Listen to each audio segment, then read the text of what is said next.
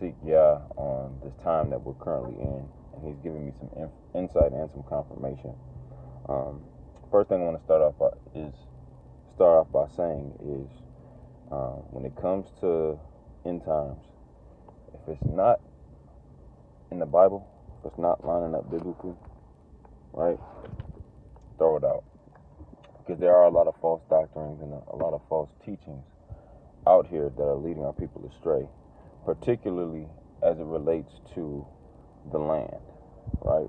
The land of Israel. What's going on in the land? Is that the actual land? You know, the people that's dwelling over there, are they, like, all of that stuff. So what we got to do is we have to seek Yah. We got to seek Yah as far as understanding what's going on in that land during this time. So first I want to start by going to Matthew 24, right?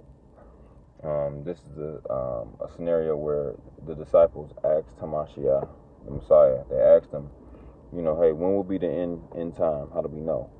So let's just read it. So again, this is Matthew chapter 24, verse 1.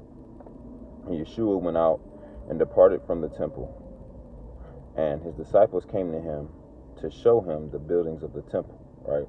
So they were literally like in front of, or in proximity to, the temple that Solomon had built, right?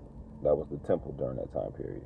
And just a sidebar, before the Bahadashah, before the Gospels were written, there's a gap, right, in between Malachi and Matthew. And there's actually several books, matter of fact, 4 of them in the Apocrypha, entitled the Maccabee books. I recommend you read those books, because they will fill you in and give you insight to what was going on during that time period in our land, in the land of Israel. Because Yah was speaking. You know, there's a lot of false doctrine in Christianity that, you know, there are no books during that time. No, that's a lie. There definitely is a history of what was going on with our people, with our nation during that time period. So I definitely recommend y'all check that out. And you can find an Apocrypha. Most, you know, you could get one on Amazon. Most bookstores that are open should have them, and if they don't, like I said, you can definitely order one online. But I'm mentioning that to say that during that time period, this same temple that they're asking Yehoshua about was defended. It was protected by our ancestors during that time period, the Maccabees, Judah Maccabee, Jonathan Maccabee, and there are other brothers during that time period who were in the lineage of the Maccabees, and they were obviously from the tribe of Judah, and they literally defended our temple when it was under attack by the Grecians, or the Greeks. And you can read all about that by reading about the Maccabee books. Now, and for our context for today, this is Yehoshua. He responds to them in verse 2 by saying, and Yehoshua said unto them, see ye not all these things? Verily I say unto you, or truly I say unto you, there shall not be left here one stone upon another that shall not be thrown down. So what is he doing? He's prophesying of the destruction of the temple, our temple in Jerusalem, during this time period, right? That was built under the direction of Solomon, right? So why am I even mentioning this? Why is this important? Well, it's important for us to understand our history, that this part of the prophecy has been fulfilled. You can research this on Google, on Encyclopedia Britannica. Different sources will all confirm that in 70 AD this literally happened, meaning the Roman Empire literally came into Jerusalem and destroyed our city and destroyed our temple. They took all of our artifacts, our scriptures, our vessels of wood and silver that our priests, our high priests and our priests would use to minister the daily sacrifice. All of them. They took all of those things, and those things are to this day in a museum I want to say it's in the UK. Now, again, you can research all these things. Don't take my word for it, but you can research all these things. But I'm showing you where biblical prophecy has been fulfilled, right? And again, going back to the statement that I made in the beginning of this video, if something has been presented to you, some information has been presented to you, and it don't line up with the text, it don't line up with the scripture, throw it out. How we know that we can confirm this is because we're literally seeing Yahushua prophesy of the destruction of this temple, right? Let's keep reading. Verse 3. And as he sat upon the Mount of Olives, the disciples came unto him privately, saying, Tell us, when shall these things be? And what shall be the sign of thy coming and the end of the world? Right? So in other words, they wanted to know exactly when this was going to happen. Right? They wanted to know when all of that, when the temple was going to be destroyed. And, they equated that to his return. Right? Which technically he did have a slight return, but it's not the return that we're looking for. Right? Obviously, after the 3 days when he was resurrected, he did return to them. But this is what he's getting ready to go to is the time period that we're in now, the end times. So let's keep reading. Verse 4. And Yahushua answered and said unto them, Take heed that no man deceive you. In other words, guard your mind, guard your heart, guard what you allow to come into your mindset as far as the scriptures and the prophecy of the end time goes, because there's a lot of people that are going to have false doctrine. They're going to be leading people and deceiving them into believing things that are so far away from the scriptures, right? And the only way you would know that is if you actually read the scriptures to see if these things be or not. So, second point, don't be deceived, because there's a lot of false doctrine out here. So in addition to understanding if it don't line up with Torah, throw it out, but also understand that there are a lot of false people out here, false prophets, false preachers, false apostles and evangelists that are out here literally telling people weird things. The Christian doctrine, or the idea of Christianity in itself, the doctrines that they teach are so far away from Scripture. Because why? Because they're actually taught by the Romans. The Christian church was actually founded in Rome, the papacy. Everything that I'm saying, you can research online and confirm these things. It was not started in Jerusalem. It was started in Rome. That is a religion outside of Torah. And by the way, Torah is not a religion. It's a heritage. It's a culture. Deep, but not the point of this lesson today. So I just want y'all to understand that the first thing he says when they ask him about the signs of the end times, he says, don't be deceived, because there's going to be a lot of deception out here. Let's keep reading. Verse 5. This is Yahushua speaking, our Messiah. For many shall come in my name, saying that I am Christ, or saying that I am Mashiach, and shall deceive many. And you shall hear of wars and rumors of wars. See that you be not troubled, for all these things must come to pass, but the end is not yet. For nation shall rise against nation, and kingdom against kingdom, and there shall be famines and pestilences and earthquakes in diverse places. All of these are the beginning of sorrows. So I'm going to stop right here and just kind of dissect this a little bit. Let's go back up to verse 5, where he says, For many shall come in my name, saying that I am Christ, and shall deceive many.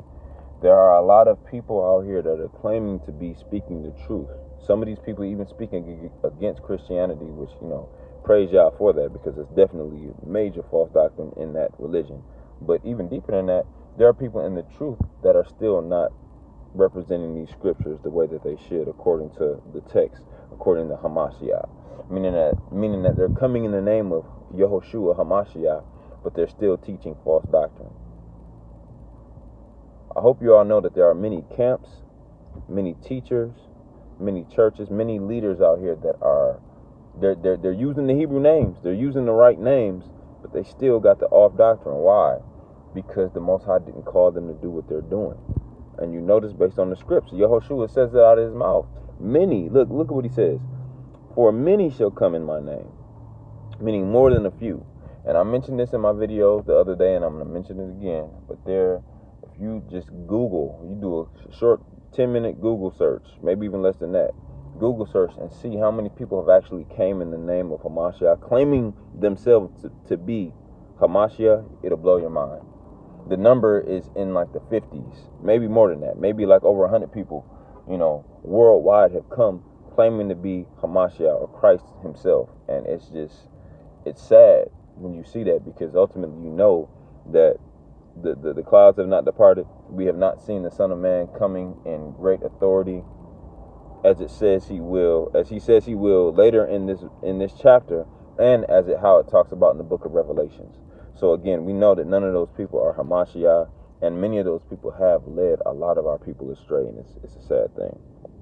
So that's verse 5, right? It says they will deceive many, right? Verse 6, and you will hear of wars and rumors of wars. See that you be not troubled, for all these things must come to pass, but the end is not. So in other words, in the beginning of like the tribulation time period, you're going to see a lot of war. And I did a study about 2 years ago on starting with like World War I want to say, like in the early 1900s. Do you know that there have been millions upon millions, almost over 1 billion people that have been killed based off of just the wars in the world alone? Huge.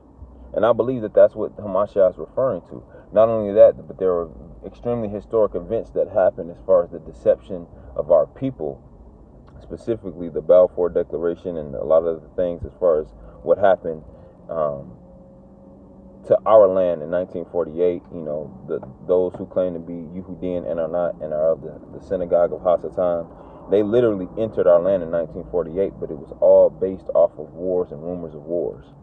So what I'm saying is everything that is happening in that land to this day goes back to what has been prophesied in the Bible, going back to Yehoshua, Matthew chapter 24, and even in the prophets. You know, the point of this video is not to go too deep, but deep enough to where you know, hey, the Messiah prophesied about everything that's happening to this day, even down to the pestilences, you know, diseases. I mean, yeah, COVID-19 is probably the most severe and strongest one that has came upon the earth, but there have been other ones as well. Ebola, H1N1, the bird flu. You know, a lot of these different pestilences are real pestilences that actually have come upon the earth, and Hamashiach said that is the signs of the beginning of the end, right? Let's keep reading. Verse 7, for nation shall rise against nation, and kingdom against kingdom, and there shall be famines and pestilences and earthquakes in diverse places. I mentioned that in my last video. You know, there was an earthquake here in Michigan not too long ago, and it's like, what? Michigan doesn't sit on a fault line like how California and some of these other states that do have frequent earthquakes do. Why? Because it's the beginning of sorrows, the end times, right? Verse 8, he says, all these are the beginning of sorrows. So understand that right now, as far as the biblical timeline, we're still technically in the beginning of the sorrow time period, right? Now, there are some other places I want to go to kind of prove, as far as the land, the actual land of Israel right now, it is under judgment for sure. And it has been for a very long time. Why? Because us, the bloodline descendants of Abraham, Isaac, and Jacob, are not currently in that land. And we, as a whole, as a nation, we transgress Yah. So we have to allow this time period to go forth, right? Until Hamashiach does return to turn and change the captivity, right?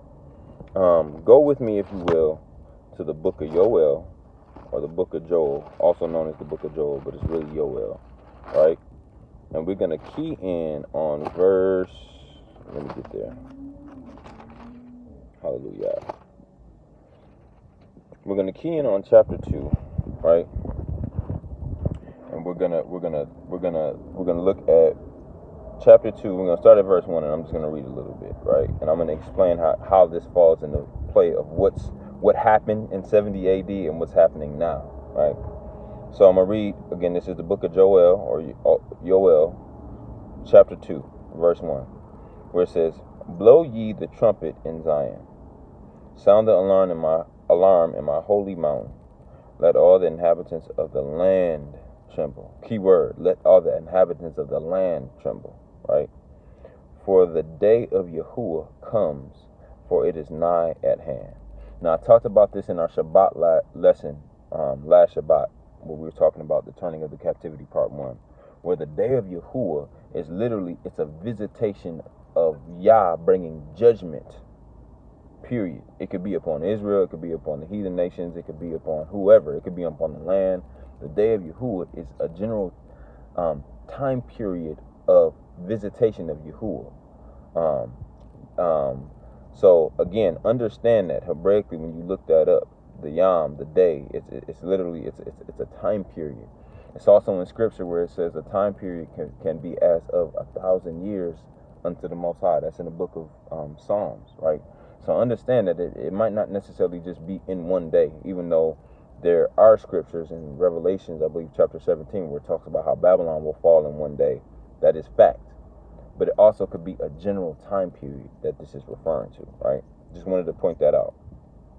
Verse 2, a day of darkness and of gloominess, a day of clouds and of thick darkness, as the morning spread upon the mountains. A great people and strong, there have not been ever like, neither shall there be any more after it, even to the years of many generations. A fire devoureth before them, and behind them a flame burneth.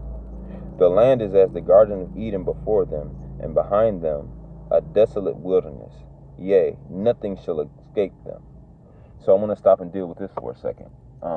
This is talking about the destruction of Jerusalem and Israel back when we were still inhabitants there. That's why in that verse, what is that verse 1, where it says, blow the trumpet in Zion, sound the alarm in my holy mountain, let all the inhabitants of the land tremble, because we were inhabiting that land during that time period, and he was getting ready to send a judgment upon our land based off of our iniquities, right?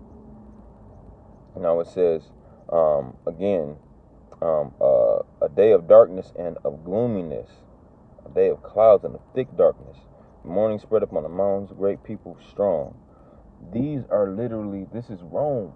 If you go back to, remember how I said earlier, 70 AD was actually when this exact destruction happened, when they came and destroyed our temple, took our scripts, and we literally had to run to the mountains. And in Matthew 24, we're not going to go there now, but if you look deeper into Matthew 24, it talks about how he said, let him who is in Judea flee into the mountains. What mountains is he talking about? Africa. That's why for so long we intermingled with the African tribes. That's where you get the lineage of the Bantu and the Igbo and the Ashanti tribes, right, that have Hebraic traces and rates, or Hebraic traces and traits and customs and manners. Why? Because those actual people came from Israel. We descended from Israel, but then once Rome came in and destroyed our city, we were spread to various different parts of Africa, right? So understand that. The people he's talking about is Rome. And when you look at what this beast does, I'm not going to go too deep into it, but I do want to mention this.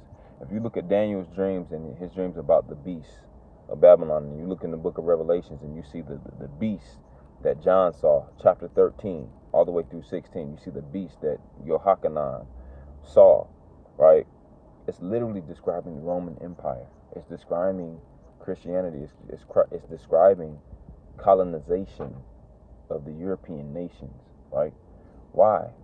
Because we're going to see how the scriptures line up to what physically happened and what's happening today. Verse 3, a fire devours before them, and behind them a flame burneth, right? The land is as the Garden of Eden before them, and a land behind them a desolate wilderness. Yea, nothing shall escape them. Now, I physically haven't been over to the land of Israel, but from every person that I know that has gone over there and have taken videos and have shown pictures, that land is under judgment. It's desolate in a lot of places. The crops are not growing, right? The land in itself is under judgment, right? But it's also because of the it being trodden underfoot of the Gentiles, as the Bible says it will be, and it is currently right now. So I want you to see these scripts in lining. A flame burneth, that the land is as the Garden of Eden before them, meaning that it's nice and pretty and perfect, but then after they leave, it's utterly destroyed, utterly distraught. Trees, forests cut down, buildings, commercial buildings put up. And again, who does that other than this current system of oppression that is led by what? The descendants of the Roman Empire. That fourth beast, right? That kingdom is a destroyer kingdom, right? Let's just keep reading though, but hopefully you can see the correlation between the two. Everywhere that they go, the Crusades, everywhere that they went, man, they was killing folks, saying that it was in the name of quote unquote Jesus, but that was in the name of Hasatan, which For one, y'all already know, if you're following this page and you're watching this video, you already know we don't even use that name. We use Yehoshua HaMashiach because it is a different name. It's a different energy. It's a different person, right? That name Jesus is associated with the beast of Rome. The name Yehoshua, the Hebraic name, means Yah is salvation, right? And that's who we put our trust in. So I just want you to see the correlation between the two. Keep reading. Verse 4. The appearance of them is as the appearance of horses, and as horsemen, so they shall run. Like the noise of chariots on the tops of mountains, they shall leap, like the noise of a flame and a fire that devours stubble, as a strong people set in battle array. That's one of the things that this nation prides itself on, is its military power. Its army, its guns, its weapons of mass destruction, its nuclear bombs, its arrowheads, its military, its militia, its all of that stuff. That's what they pride themselves on, right? Same people, right? Verse 6. Before their face the people shall be much pain. All faces shall gather blackness. Meaning that they're gonna be, people. They're gonna cause that land pain when they do this, and they did do that. They killed so many of us, and it was so bad to where, we had to run for our lives. That's why Hamashiach told us to flee to the mountains. Let's keep going. Verse 7. They shall run like mighty men, and they shall climb the wall like men of war, and they shall march everyone in his ways, and they shall not break their ranks. If you do a study of the Roman, during this time period, during like the 70 AD time period, when you look at the Roman army and you see their apparel, their garments, and just how they moved, right? That's what this is describing, literally. And again, you would have to do your own research to see that, but understand that that's what this Bible is telling us, that this actually happened. Verse 8. Neither shall one thrust another. They shall walk every one in his path. And when they shall fall upon the sword, they shall not be wounded. Meaning that they're going to have armor. They're going to have all type of stuff that's going to like, this is a judgment that the Most High allowed. He used them because of our disobedience to bring judgment upon us. So that's why they were able to prevail in that, because of how far away we were from him during this time period. And we had just crucified Hamashiach, right? Not too long before then. So you knew the judgment was coming. Verse 9. They shall run to and from the city. They shall run up on the wall. They shall climb up on the houses. They shall enter in at the windows like a thief. The earth shall quake before them, and the heavens shall tremble. The sun and the moon shall be dark, and the stars shall withdraw their shining. And Yahuwah shall utter his voice before his army and his camp. Now, going into a different subject here. He's still prophesying regarding the destruction of Jerusalem, but he's changing it from the destruction of Jerusalem to the destruction of Babylon. And as you can see right here, anytime it's talking about Yah uttering his voice before his army, that's talking about us. That's talking about the host of heaven. That's talking about the turning of the captivity. And I want you to see from a prophetic timeline, that's what we're entering into. That's why this nation, this land, is under judgment. That's why that land over there is under judgment, because guess who's occupying it? The Gentiles. Is being trodden underfoot of the Gentiles. So I want you to see the correlation of these time periods and how this is the turning of the captivity, right? Now, and I know at a later date the Most High is going to lead me to do this, but he is telling me to mention it now. But if you read Isaiah chapter 13, going into chapter 14, and then read chapter 14, you will see this same description, same people. And that's literally, specifically in chapter 13, it's the destruction of Jerusalem and Israel and us going into captivity. But at the end of that chapter, he goes into the destruction of Babel and the fourth beast kingdom, which is the Babylonian system that has been set up here and has been reigning for years and years here, right? So I want you to understand, and again, we may or may not touch on that this Shabbat as the Ruach leads. I don't know. I'm only speaking what he's telling me to speak right now, for those of you all who are watching. But I want you to understand that anything prophesied in this Bible can be verified, fact-checked via Google and via other historical resources if you just do a little bit of research. Now, it does take time. These things, like, you're not going to just get it in your first search. That's why it's called research, because you have to go back and look again, and maybe go 4, 5, 6, 7 other places, go to 4, 5, 6, 7 other books and get references. But I'm telling you, all of it will confirm what has already been shown and proven to have happened according to this Bible. So again, I just wanted to encourage y'all. Probably will be doing a live stream later. There's a dream that I did have earlier this week, and the Most High wanted me to do a live stream talking about it because it's very deep. Some of you all might be able to relate, some of you may not, but there's for sure a heavy word, a strong impressing for me to speak on that, and I probably most likely will do that later today. Stay tuned for that video, but I just want to encourage Zion. Now is the time to fast. Now is the time to seek Yahuwah. Now is the time to separate from evil and from darkness and cleave to the laws, statutes, and commandments of the Most High in Yehoshua HaMashiach, our Messiah. Because remember what he said in Matthew. He said, think not that I've come to destroy the law, but to fulfill, to magnify the law or Torah. So that's our way of showing him that we love him and that we're with him, and that, for one, we're diligently searching and seeking these things, because there's no way you can keep a law and you don't know the law. So we got to, it starts with repenting and studying.